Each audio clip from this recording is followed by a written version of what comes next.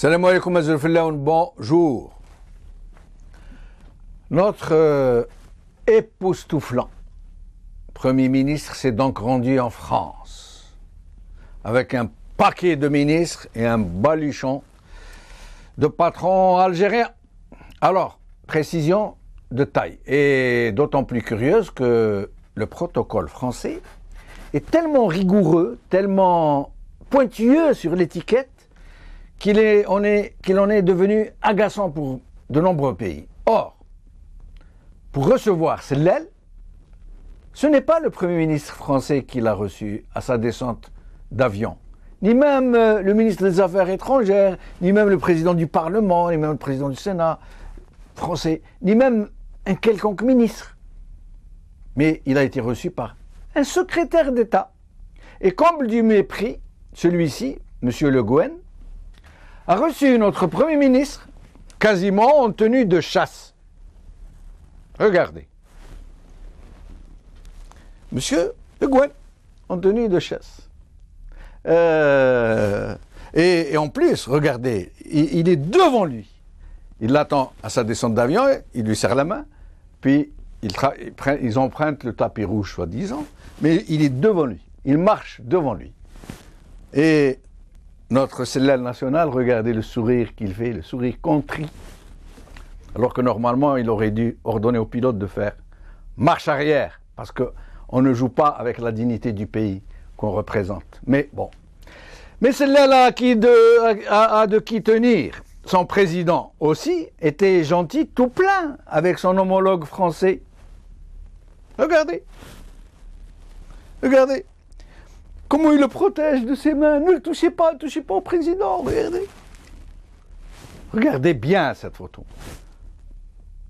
Imprégnez-vous-en. Regardez-la. Ensuite, là, nous allons vous montrer une nouvelle forme de garde à vous. Le garde à vous, normalement, vous savez, garde à vous, c'est garde à vous debout. Nous allons vous montrer le garde à vous assis. Regardez.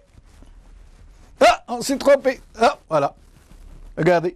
M. Sellel est au garde à vous assis devant un Hollande qui lui parle avec l'index pointé.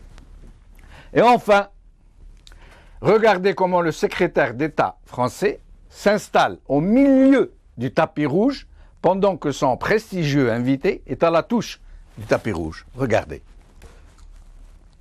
Regardez. L'invité, le Premier ministre de l'Algérie, qui est venu avec un paquet de ministres et un baluchon, le patron, on le met à la touche du tapis rouge pendant que le petit secrétaire d'État se met au milieu du tapis rouge. Quel mépris. Bon, revenons à nos moutons, c'est le cas de le dire. Donc Sellel est parti en France.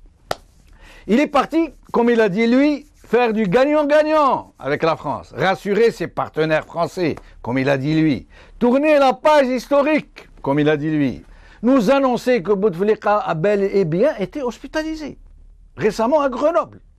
Il nous l'annonce depuis la France. Alors que la télé algérienne, au même moment, comme Bouteflika avait été hospitalisé, avait démenti cela. Sellel a même demandé au président français de venir à Alger vérifier par lui-même que le président Bouteflika est en parfaite santé et qu'il peut exercer ses prérogatives. Mais s'il n'y avait que cela, face à la presse internationale, Sellel affirme, le plus sérieusement du monde, que l'Algérie a stabilisé la situation en Tunisie et qu'elle le ferait en Libye et au Mali. Alors que pour ce qui concerne la Libye, rappelez-vous-en, on vous l'a montré une fois dans une émission passée, il avait affirmé devant le Parlement que l'Algérie n'interviendrait jamais en Libye puisque la constitution algérienne interdit à l'armée algérienne d'interdire en dehors de ses frontières. Disposition par ailleurs qui n'existe pas dans la constitution. Mais Sellel ne s'embarrasse d'aucune outrance ni habta. Nous allons vous montrer rapidement 3 courtes vidéos. Dans la première, Sellel invite le président français en Algérie pour vérifier par lui-même que la santé du président est en bonne et parfaite santé. Monsieur le président algérien, vous savez, il s'est fait traiter en France Récemment, il a fait une visite contrôle, comme toute malade, par son médecin traitant. Il se porte correctement, aucun problème là-dessus. Donc, je n'ai pas à commenter son état. Il dirige le pays, ça je peux vous l'affirmer haut et fort.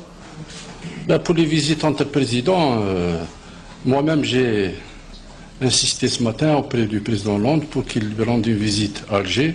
Je crois qu'il n'est pas contre. Ça lui permettra de constater l'évolution correcte de l'état de santé du président algérien. Et l'Algérie a ses institutions, fonctionne normalement. Ne vous inquiétez pas. Donc, M. Hollande est invité à venir contrôler par lui-même que la santé du président est bonne et qu'il peut continuer à exercer. Dans la deuxième vidéo, vous allez entendre le même Sellel affirmer que l'Algérie a stabilisé la Tunisie. Entendre par là que c'est elle qui l'a démocratisé, quoi. Et qu'elle va stabiliser la Libye et le Mali. Rien que ça. De la convergence des points de vue au sujet de la gestion des différentes crises survenues dans notre région et au Moyen-Orient. Étant entendu que pour ce qui concerne les problèmes de la région et de la sous-région, nous les avons évoqués. Il y a une identité de vue sur la majorité des questions. L'Algérie, aujourd'hui, en tant que pays stable, essaie de stabiliser la région parce qu'on en a besoin. Nous l'avons fait en Tunisie. Nous sommes en train d'essayer de le faire en Libye. Nous sommes en train de le faire au Mali. Nous exportons, nous avons décidé dans notre pays d'exporter le dialogue inclusif.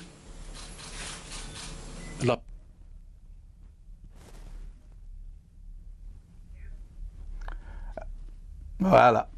Alors, et dans la troisième vidéo, on va sortir de l'ordinaire. Vous allez être un peu étonnés, hein. Nous allons vous montrer un combat de catch. Un vrai combat, pas de la frime américaine. Un combat clandestin organisé entre deux catcheurs de rue. Regardez bien cette vidéo parce qu'elle est pleine d'enseignements. Le premier catcheur s'appelle Dellel Lafrim. J'ai bien dit Dellel, hein? Ni Kellel, ni Mellel, ni Illel. Rien d'autre. L'autre catcheur s'appelle Abdelhaq, dit le retour de manivelle. On l'appelle comme ça, le retour de manivelle. Vous allez voir, vous allez voir. Ah, alors celui qui fait des pirouettes là, c'est Dellel, hein. Lui, c'est Dellel, le grand catcheur Dellel. Et l'autre, c'est Abdelhaq, dit le retour de manivelle. Regardez bien.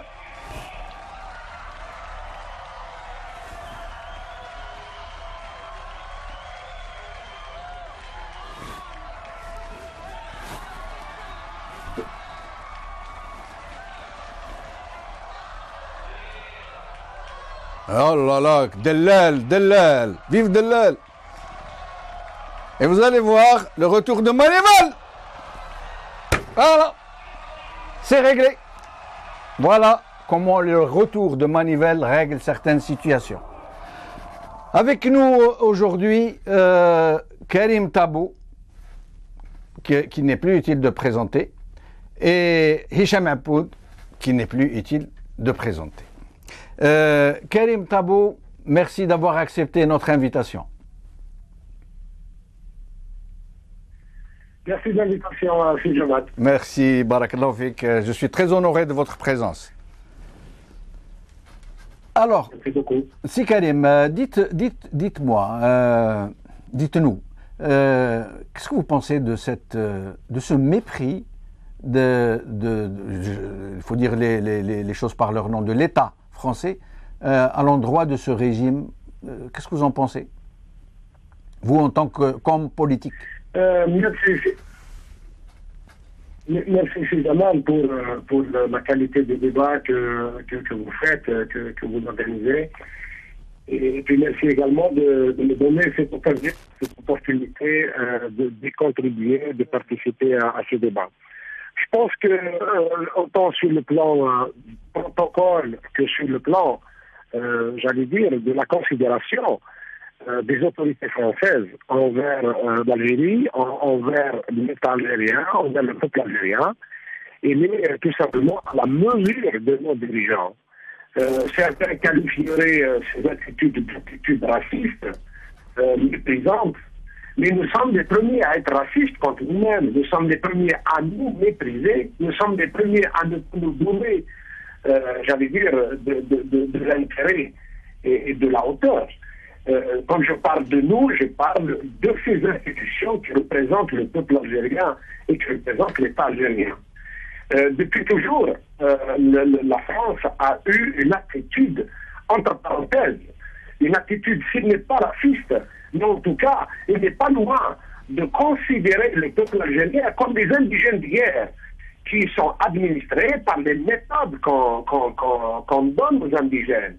Et dans ce chapitre-là, je pense que depuis des années, et peut-être il y a des cas particuliers, des traits particuliers concernant les relations algéro-françaises, mais d'une manière générale, la France entretient des relations avec les États du Sud qui sont à la fois des relations d'appui, de soutien, parce que tout simplement, ces régimes assurent les intérêt, assurent le maintien de la France et des intérêts français, je suis tenté de dire, sans tout simplement les sous-traitants, les chargés de mission de la France dans ces pays.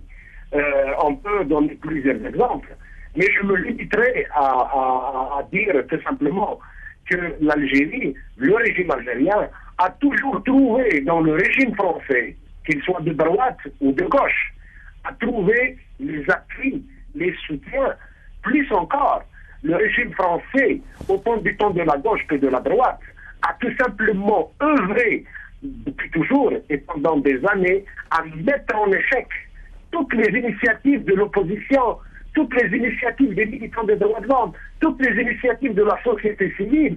Je rappelle quand même que toutes les initiatives par lesquelles les opposants algériens, les militants des droits de l'homme algériens avaient tenté de déclencher les débats, d'éclairer ce qui se passait notamment dans les années de sang, dans les années de violence, tout simplement, toutes les résolutions, toutes les propositions, toutes les initiatives de l'opposition ont été mises en échec par la France. Tout simplement, la France souhaite, travaille, œuvre à garder le même régime en place parce que c'est un régime qui lui apporte des pompées d'oxygène. Karim Tabou, vous êtes en train de nous dire que la France des droits de l'homme, la France qui pérore sur les démocraties, sur la nécessité des pays du Sud de démocratiser leur système, qu'elle préfère avoir affaire à une mafiocratie, à un régime prédateur qu'elle soutient à bout de bras, plutôt qu'à une vraie démocratie, un état de droit? Franchement, de mon point de vue, les relations algéro-françaises n'ont jamais été des relations qui se déroulent au niveau institutionnel. Les vraies relations, ont toujours été les monopoles, que ce soit du côté du Sud, du côté du Nord. Elles ont toujours été le monopole des réseaux, le monopole des services, le monopole des réseaux mafieux parfois. Donc, c'est clair que la France ne souhaite pas voir émerger des États démocratiques, des États de droit, des États qui vont imposer des normes de gestion. Oui, effectivement, la déclaration des droits de l'homme, version relation franco-algérienne, je pense qu'il serait mieux qu'ils ajoutent tout simplement à cette déclaration le mot déclaration universelle des droits de l'homme blanc. Parce que nous ne sommes pas considérés comme étant des citoyens à part entière. La France, dans ses relations avec l'Algérie, elle trouve le moyen de nous donner des choses qui se multiplient par 10, par 15. Et elle trouve également des choses qui nous donnent et qui se divisent par 10 ou par 15. Quand il s'agit de voir les affaires économiques, quand il s'agit de voir la convertibilité des monnaies, de la monnaie algérienne par rapport à l'euro, par rapport anciennement au franc français, vous avez chaque euro est multiplié par 15 et multiplié par 16 pour voir son équivalent en dinars. Par contre, quand il s'agit d'une élection, quand il s'agit des élections, quand il s'agit des droits de l'homme, quand il s'agit de la démocratie, que le pouvoir algérien divise la norme démocratique par 15, cela n'indigne pas la France, ne soulève pratiquement aucune réaction du côté français. Bien au contraire, aujourd'hui, il y a paradoxalement un intérêt commun, sinon un intérêt complémentaire. Vous avez d'un côté un pays comme la France, qui est un pays démocratique, où il y a une société civile, où il y a l'alternance au pouvoir, où il y a des normes, mais qui sont applicables chez eux. Et pour cela, actuellement, les socialistes, notamment François Hollande, doivent trouver des réponses concrètes, matérielles aux problèmes qui lui sont soulevés par l'opinion publique française. Aujourd'hui, beaucoup d'entreprises françaises sont sur le point de fermer. Beaucoup une situation sociale qui est difficile et surtout que les Français sont exigeants de leurs dirigeants parce que François Hollande avait donné la promesse de rééquilibrer et de remettre la France sur la ligne de croissance. Karim Tabou, restez avec nous. Restez avec nous. Nous allons revenir vers vous dans un petit instant. Aboud Hicham. Oui, bonjour. Bonjour Aboud, merci d'être avec nous. Alors, c'est moi qui vous remercie. Alors, Aboud, est-ce que vous pensez, comme certains, que le fait de faire recevoir le Premier ministre algérien par un secrétaire d'État qui le reçoit en tenue de chasse, soit un simple détail, que ce n'est pas un problème? Oui, c'est un simple détail, sachant que ce monsieur Sellel est venu payer la facture du certificat médical délivré au président Bouteflika pour qu'il puisse se présenter à l'élection présidentielle de 2014. Donc, cette facture est payée par 15 ministres qui viennent signer des contrats pour remplir le trésor public français avec la manne financière algérienne. Donc, il n'y a pas de raison de s'indigner de voir un secrétaire d'État arriver en tenue de chasse. Alors, maintenant, moi, ce qui m'étonne, c'est que Sellel, dans sa conférence de presse, informe les Français du séjour de Bouteflika à l'hôpital de Grenoble il n'y a pas longtemps, et invite le président Hollande de rendre visite au président Bouteflika à Alger pour s'assurer de l'évolution de la santé du président. Mais ce monsieur, est-ce qu'il prend les Français pour des imbéciles, comme il a toujours pris les Algériens? Mais les Français ont le dossier de santé du président Bouteflika depuis son hospitalisation au mois d'avril de l'année dernière, d'une part. D'autre part, les Français savaient très bien que Bouteflika avait séjourné à Grenoble, et puis invité Hollande à rendre visite à Bouteflika. Hollande n'a pas rendu visite à Bouteflika quand il était en France, quand il était pendant plus d'un mois en Val-de-Grâce et puis aux Invalides. Il l'a complètement ignoré et maîtrisé. Pardon? Oui, je vous écoute. Poursuivez. Voilà. Donc, il avait méprisé. Et au moment où Bouteflika se soignait en France, le roi du Maroc, Mohamed VI, et le président mauritanien se soignaient également. Et eux, ils ont reçu la visite de François Hollande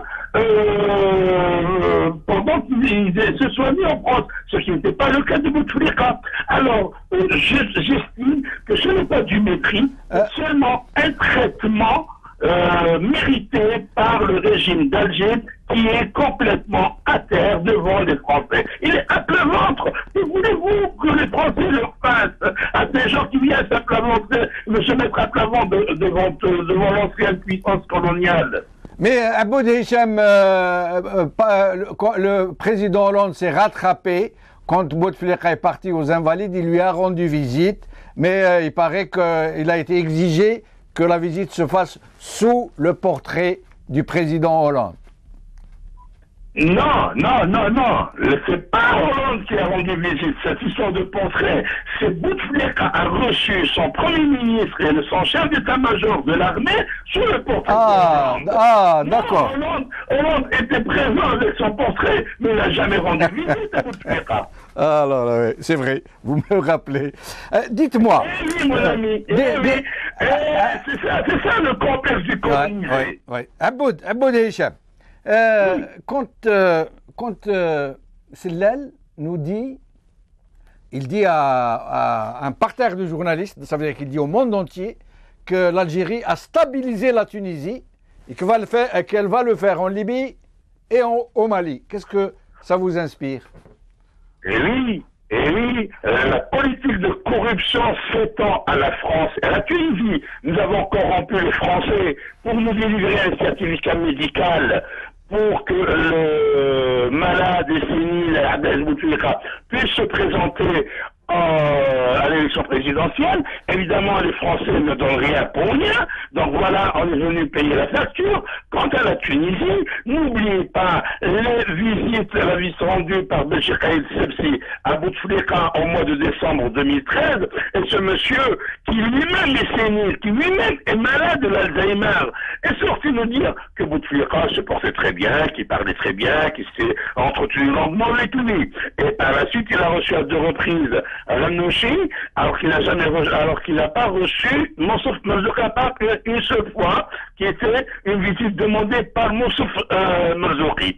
Et n'oubliez pas qu'entre-temps, que par la suite, Ranouchi et Marzouki s'étaient rendus Ranouchi et Béchir Khalid Sebsi s'étaient rendus en France, s'étaient rencontrés en France. Ils ne se sont pas rencontrés tout seuls. Évidemment, il y avait une partie française qui était là. Et l'Algérie, en tant qu'État sous-traitant de la France, maintenant dans la région, était là pour payer le chèque à Ranouchi pour qu'il s'allie à Béchir Khalid Sebsi. Ce Béchir Khalid Sebsi qui est âgé de 88 ans et qui était un des dinosaures du régime de Bourguiba. Le régime de Bourguiba n'a jamais été un régime démocratique. Le régime de Bourguiba avait réprimé les Tunisiens, et notamment le mouvement Nada qui était le MTI, et avait aussi demandé la tête de Ranouchi. S'il n'y a pas eu le coup d'État de Ben Ali, Ranouchi ne serait pas de ce monde aujourd'hui. Alors, voilà, pour que Ranouchi s'allie à un ancien symbole du régime de Bourguiba, il fallait qu'il touche un chèque. Deuxièmement, ce Béchir Khalid Sebsi, juste après le coup d'État de Ben Ali contre Bourguiba, a été le premier à rallier le RCD. Donc il était aussi dans le régime de Ben Ali. Il n'a jamais été contre le régime de Ben Ali. Ce monsieur aussi, nous apprenons par la voix d'anciens responsables tunisiens, était patron de la police, avait transformé une prison inhumaine.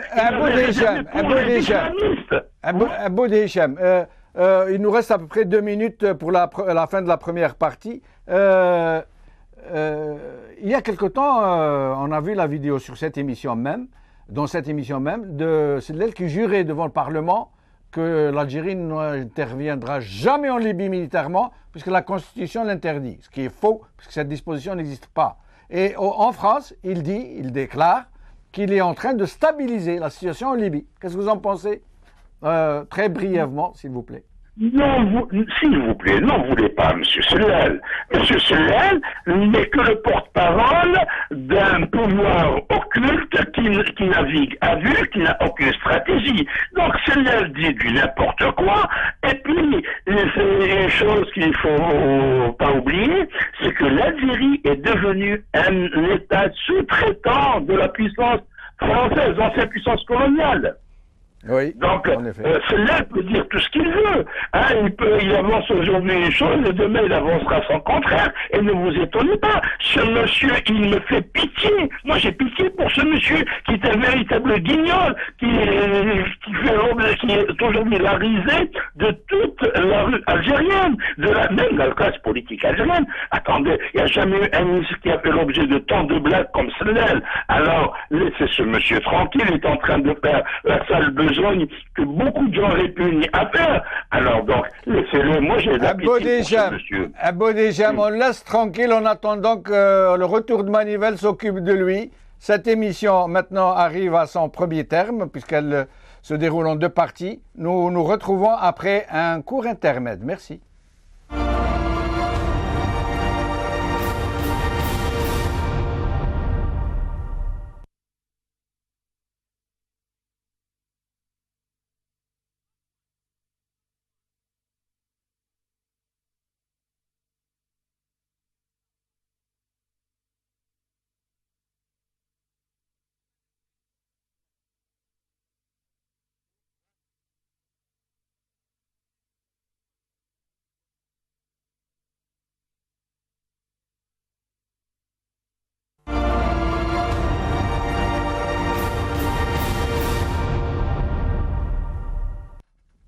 Karim Tabou.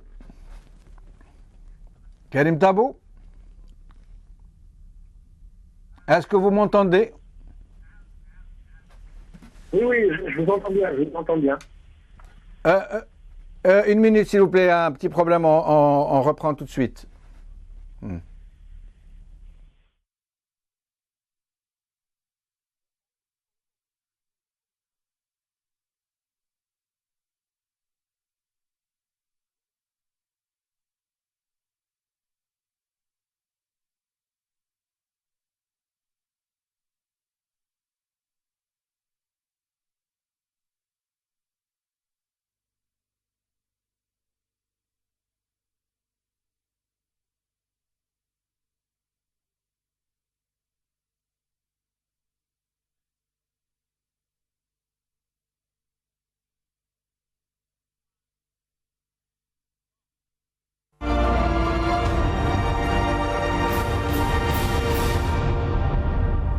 Karim Tabou.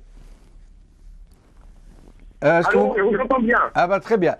Dites-moi, je ne résiste pas à la tentation de vous reposer la question, celle que j'ai posée à Boudichem. Que pensez-vous, vous et l'UDS que vous présidez, de cette déclaration de M.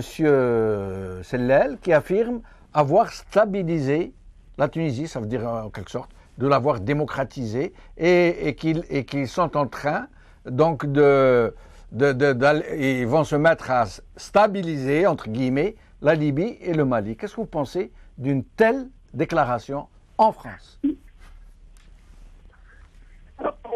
C'est pas étonnant quand ça vient de finale, mais il est bien clair qu'un pays, qu'un pouvoir qui n'a pas été capable de se construire ne peut pas construire chez les autres. Il est bien clair aujourd'hui que l'État algérien lui-même reste à construire. Et pratiquement, il n'existe pas, si ce n'est le pouvoir de ces réseaux avec l'État autant que tel, il n'existe pas. Donc, la seule chose, c'est que le pouvoir algérien, également, veut bien avoir le statut d'État ou de régime gendarme dans la région, puisque, comparativement aux autres pays de la région, l'Algérie, financièrement, se porte bien. Et du côté du Nord, on veut bien avoir comme allié un régime qui ne souffre pas de problèmes de liquidité financière, puisque l'Algérie arrive quand même à se doter d'équipements importants, que ce soit dans la surveillance des flux migratoires, puisque ça pose un sérieux problème. C'est l'un des problèmes majeurs des pays du Nord aujourd'hui, mais également l'Algérie se propose comme sous-traitant dans la région, notamment en matière sécuritaire, puisque l'Algérie voudrait bien mettre en avant à la fois sa capacité à maîtriser le renseignement en la matière, mais surtout sa possibilité, ses moyens, puisqu'elle est capable de mobiliser de grands moyens dans la région. Pourquoi pas donc ne pas se servir d'une puissance régionale, parce que le monde aujourd'hui a bien évolué, les histoires, plutôt les expériences en Irak ou ailleurs, a bien montré que le déplacement de contingents d'unités tout entières, par exemple des Américains en Irak, a bien montré qu'il y a d'autres possibilités en essayant de mettre des armées locales, des moyens locaux pour donc exécuter des politiques qui sont décidées ailleurs. Je pense que l'Algérie est en train de dire tout simplement que nous avons de l'argent, nous avons les équipements, nous pouvons être le gendarme de la région, donc nous pouvons être un bon sous-traitant digne de confiance. En échange de quoi? En échange de la complicité politique. Je voulais dire tout à l'heure dans ma première intervention que l'intérêt complémentaire serait tout simplement que l'Algérie, le pouvoir algérien, souffre de la légitimité, donc il a besoin de la reconnaissance internationale, et également il propose ses services puisqu'il a les moyens. L'Algérie conduit même une politique internationale, je la résume, il est tout simple. Elle cède tout à l'étranger, elle donne tout aux Français, elle donne tout aux Américains, elle donne le pétrole, elle donne le gaz, elle achète les moyens, elle achète tout ce que les autres, comment dirais-je, sont sur le point de jeter. Nous on l'achète, on lui donne de la valeur. En échange, c'est tout simplement tout céder à l'extérieur et en échange tout prendre à l'intérieur. À chaque fois, dès lors qu'on invoque les problèmes politiques, la santé du président, la responsabilité du pouvoir dans ce qui s'est passé, c'est tout simplement l'omerta, c'est tout simplement le silence, c'est tout simplement la complicité. Et la preuve, on est les procès qui ont eu lieu récemment. Je cite le procès d'Alim Sili, est une preuve de la complicité de tout, des offres de services, des cadeaux qui sont donnés par Paris pour dire. Mais de l'autre côté également, bien sûr, quand vous avez un régime comme l'a si bien déclaré Hicham Aboud, c'est que vous avez en face des gens qui ne sont pas légitimes, qui ne sont pas puissants, qui ne sont pas intelligents, qui sont des aplaventristes. Donc, face à des gens comme ça, on utilise tous les moyens possibles. Le dossier du président est devenu un moyen de pression. L'enquête sur les moines d'Otibhérin est devenue un moyen de pression. Et il arrive également à la France de donner des cadeaux pour dire que nous sommes également capables de vous reconnaître et d'accomplir des actes d'amitié. Karim Tabou. Est basé essentiellement.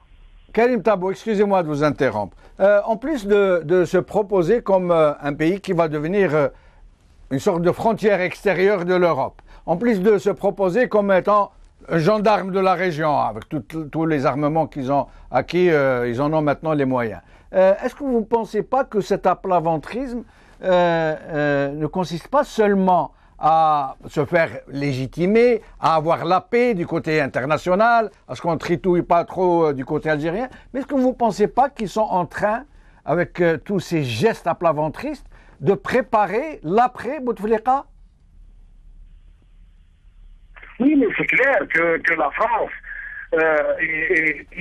c'est peut-être une des interprétations à faire du fait de l'hospitalisation du président pendant 80 jours en France.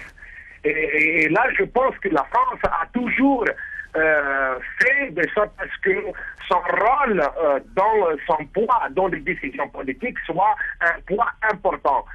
Plusieurs fois, personnellement, quand j'étais responsable du FFS, mais également après avoir quitté le FFS, assez souvent, quand on a des rencontres avec des étrangers, notamment les Allemands, les Belges, les Américains, etc., on leur pose souvent la question et ils répondent d'une manière assez mitigée sur le rôle de la France, mais nous sentons très bien que la France considère l'Algérie, je reprends votre expression, non seulement comme sous-traitant, non seulement comme des frontières de l'Europe, mais, j'allais dire plus encore, c'est un poste avancé de surveillance dans la région.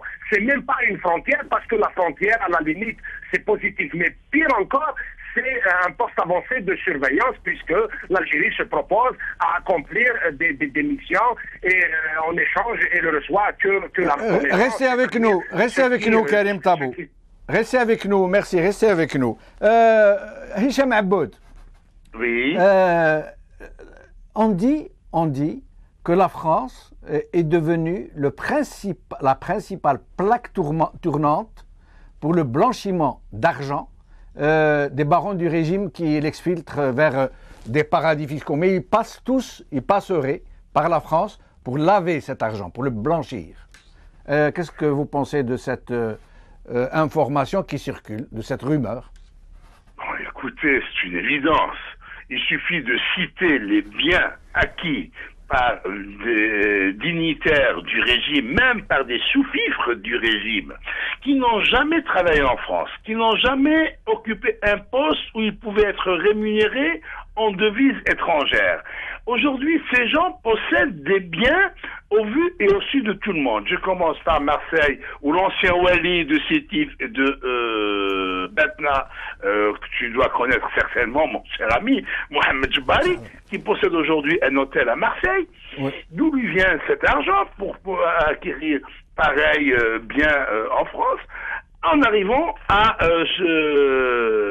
Saïdani, dont les biens sont connus de tout le monde aujourd'hui. Il a acheté des appartements luxueux à Neuilly. Il y a un journal algérien, Aboud, il y a un journal algérien hier qui aurait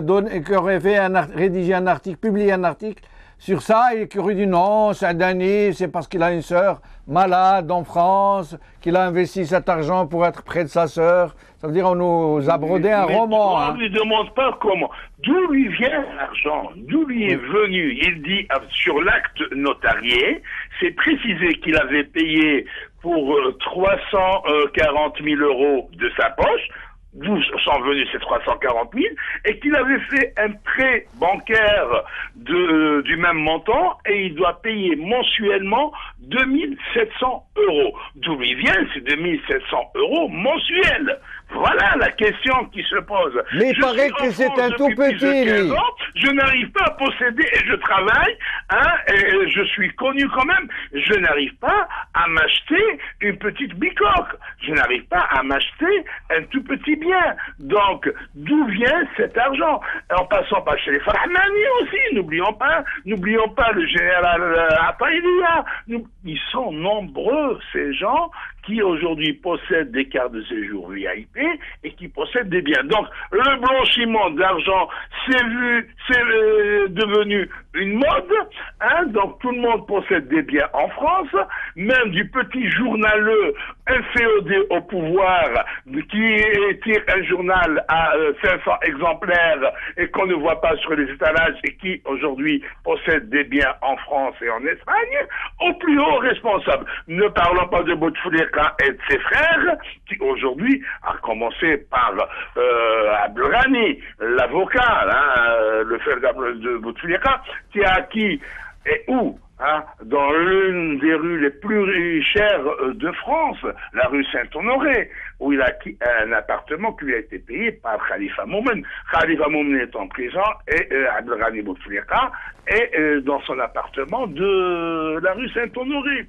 Mais Aboud Hicham, on parle, moi la question c'était surtout pour évoquer cette histoire, cette information qui circule sur les très grosses fortunes qu'on est en train de blanchir. Ça veut dire que l'État français prête j'allais dire, il est complice, prête ses moyens pour escamoter une affaire de blanchiment d'argent de très grosses sommes. Ça veut dire que c'est des milliards de dollars, ce n'est pas un petit établissement, pour pouvoir blanchir cet argent et le placer dans des établissements financiers, bancaires, etc., en toute sérénité, pour ne jamais être inquiété éventuellement plus tard. C'est de ça que je parle. Est-ce que la France est complice dans une grosse opération de blanchiment d'argent sale? Mais écoutez, la France ne peut pas refuser cette masse d'argent qui est déversée dans ses banques par des Algériens crapuleux, par de crapuleux criminels, qui sont des prédateurs de l'économie algérienne, et la France ne peut pas demander mieux. Donc, elle va arriver de l'argent dans ses banques, et elle va pas dire non. Donc, complice, pas complice, c'est dans son intérêt. Le comble des combles, c'est quand vous avez un ancien ministre, je parle de Chakib Khalil, qui détourne 1 million d'euros, ça c'est la somme qui est connue, d'accord? Oui. Et qui vient offrir des pots de vin à une société italienne. La justice italienne est en train de poursuivre celui qui a ramené l'argent à l'Italie. Et l'Algérie ne poursuit pas celui qui a fait sortir l'argent illégalement, qui a volé l'argent. Alors écoutez, laissez-moi dire une chose. Quand vous avez le plus grand voleur qui a connu l'histoire de l'Algérie, qui a connu l'Algérie dans son histoire, dès son indépendance, ses premières années d'indépendance, il lui a volé 14 milliards de dinars en devises. Ce bonhomme s'est retrouvé à la tête de l'État. Quand le voleur est à la tête de l'État, que voulez-vous que fassent les autres? Vous allez rappelons qu'il a été... à ceux qui ont voté, ceux qui sont tus, ceux qui sont complices par leur silence. Rappelons à Aboud Hicham... Ce grand voleur qui est à la tête de l'État algérien. Aboud Hicham, rappelons que le président Bouteflika a été épinglé par la Cour des comptes de l'époque. C'est très important de le dire. Écoutez, quand il y a eu cette histoire de Cour des comptes, personnellement, j'avais douté. Je m'étais dit, non, c'était un règlement de compte. Non, c'est ça dans le cadre de la déboumédianisation d'Algérie. Non, ceci. Mais quand, de son vivant, le président Chadi Bejdid l'avait déclaré à Mohamed Benchikou, et Mohamed Benchikou l'avait écrit, et Bouteflika est vivant, était en possession de tous ses moyens. Bouteflika n'a pas réagi, et Chadi a raconté comment Bouteflika est rentré en pleurs dans son bureau, lui remettre un chèque de 2 milliards pour lui dire voilà, je rembourse une partie des 14 milliards, et Chadi lui-même dit qu'il n'a pas voulu le jeter en prison. D'ailleurs, c'est à partir de là que le mal a commencé. Chadi assume une responsabilité parce qu'il a laissé un voleur dans la nature. Et ce voleur, après avoir fait ce qu'il appelle sa traversée du désert, est revenu par la fenêtre pour se retrouver à la tête de l'État algérien. Et aujourd'hui, j'interpelle tous ceux qui ont des compagnons d'armement au champ d'honneur pour libérer l'Algérie. Est-ce que ces hommes peuvent se taire quand ils voient un voleur à la tête de l'État ériger le vol et la corruption en système? Aujourd'hui, voler, vous n'êtes pas poursuivi. Tout récemment, je lis que la fille d'un haut fonctionnaire de l'État a volé 300 millions au parc des Grands Vents. Et alors, qu'est-ce qu'on lui fait? On la révoque, tout simplement, et elle va manger son argent ailleurs. Aujourd'hui, on voit les voleurs, le plus grand scandale du siècle, l'autoroute. Le kilomètre de l'autoroute algérienne qui est le plus dégueulasse, mais le plus cher au monde. Toujours le ministre responsable est toujours là. Alors que dans un pays qui se respecte, au Portugal, en 2001, un pont s'était effondré. Il avait fait 60 morts. Le ministre des Travaux publics avait démissionné. En France, pour une histoire de contamination de sang, l'ancien Premier ministre, Laurent Fabius, a été devant la justice, a été entendu par la justice. Et regardez, et chez nous, on vole, on dilapide, on pille, personne n'en parle. Et puis, on donne de l'argent ailleurs. Allez, l'Algérie va donner 5 milliards de dollars au FMI. L'Algérie face à la dette de l'Irak, du Sénégal, etc. L'Algérie donne de l'argent à droite et à gauche aux Français, aux Tunisiens, aux Libyens, à tout le monde. Et les Algériens ne trouvent pas quoi manger. Moi, je vais dire une chose. Au sujet de ces contrats, de l'argent qui arrive en France. Au moins, ça va profiter un petit peu à tous ces Algériens qui vivent du RSA en France. Ils vont bénéficier de l'argent du pétrole de manière indirecte, parce qu'au moins la France est généreuse, et ils sont des milliers d'Algériens à vivre du RSA, le revenu de solidarité, à bénéficier de l'aide au logement, et à bénéficier de la couverture médicale universelle.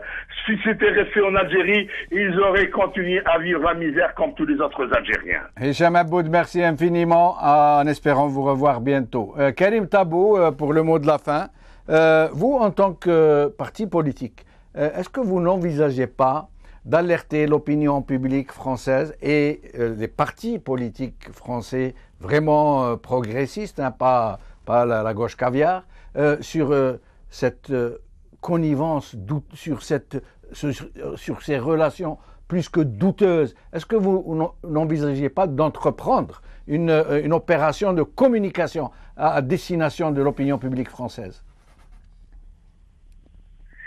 Nous le faisons, et d'ailleurs, ce qui est d'ailleurs regrettable, c'est que, souvenez-vous que l'affaire Khalifa, avant que le scandale se déclenche en Algérie, c'est d'abord un député français qui avait posé la question à l'Assemblée nationale française sur cet argent qui arrive en France, et d'autant plus que cette entreprise avait donc mobilisé de grands moyens, de grandes quantités d'argent, et donc c'est ce qui a fait déclencher l'enquête qui a abouti, comme vous le savez, à ce scandale. Mais aujourd'hui, je pense que le mal tel qu'il est présenté par Hicham est encore plus grave. Et je vois par exemple qu'en termes de projection sur le futur, on est arrivé au point non seulement à prendre de l'argent dans des sacs, mais on est arrivé avec cette connivence à légiférer, à faire des lois sur mesure pour permettre le blanchiment, appelons-le blanchiment, transfert, corruption, mais en tout cas la loi qui autorise les Algériens à investir à l'étranger, et notamment en France, et c'est une loi destinée à transférer l'argent de l'Algérie vers la France. Et c'est pas Karim Tabou qui va transférer de l'argent, ce n'est pas les Algériens simples, modestes qui vivent dans les conditions difficiles qui vont transférer leur argent, mais bien plus, c'est les gens qui ont pris de l'argent et qui trouvent le moyen légal de les transférer ailleurs et donc de les blanchir et de faire des investissements ailleurs. Ça permet également à la France de répondre quelque peu à ses faiblesses, à ses problèmes actuels. Parce qu'aujourd'hui, on voit très bien que les Français, que la France officielle a fait un choix, c'est-à-dire qu'elle ne met plus l'éthique, les valeurs dans ses relations avec l'Algérie, elle met l'intérêt financier immédiat, nécessité de mobiliser des moyens. Je pense que l'Algérie est une grande caisse, est une caisse d'où on tire tout l'argent dont on a besoin. Karim Tabou, merci infiniment. J'espère vous revoir bientôt et plus souvent dans nos émissions. Cette émission est maintenant arrivée à son terme, en espérant vous revoir bientôt. Bqaw ala khair, bislama.